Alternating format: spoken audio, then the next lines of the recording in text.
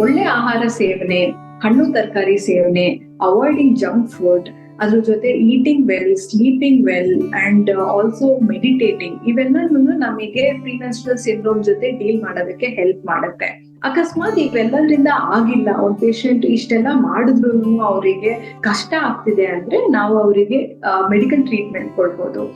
ನಾನ್ steroidal aunty inflammatory drugs ನ ಕೊಡ್ಬೋದು, ಅನಾಲ್ಜೆಸಿಕ್ಸ್ ನ, ಅಥವಾ ಅದಕ್ಕೆ ಹಾರ್ಮೋನಲ್ ಪಿಲ್ಸ್ ನ ಕೊಡ್ಬೋದು. ಹಾರ್ಮೋನ್ಸೇ ಇದಕ್ಕೆ ಕಾರಣ ಆಗಿದ್ರು ನಾವು ಹಾರ್ಮೋನಲ್ ಪಿಲ್ಸ್ ಕೊಟ್ಟಾಗ ಅದನ್ನ ರೆಗ್ಯುಲೇಟ್ ಮಾಡ್ಕೋಬಹುದು. ಸೊ ಓರಲ್ ಕಾಂಟ್ರಾಸೆಪ್ಟಿವ್ ಪಿಲ್ಸ್ ಕೊಡೋದ್ರಿಂದ ಎಷ್ಟೋ ಜನರಿಗೆ ಈ ಪ್ರಿಮೆನ್ಸ್ಟ್ರಲ್ ಸಿಂಡ್ರೋಮ್ ಇಂದ they have been relieved of these symptoms. ಅದಕ್ಕಿಂತ ಹೆಚ್ಚಿಗೆ ಇದೆ, ಅವರು ಡೈಲಿ ಆಕ್ಟಿವಿಟೀಸ್ನೇ ಮಾಡಕ್ ಆಗ್ತಿಲ್ಲ ಅಂದ್ರೆ ನಾವು ನಮ್ಮ ಟ್ರೀಟ್ಮೆಂಟ್ ಜೊತೆಗೆ ಒಂದು ಸೈಕ್ಯಾಟ್ರಿಸ್ಟ್ ನ ಕೂಡ ನೋಡುವಂತ ಚಾನ್ಸಸ್ ಇರುತ್ತೆ.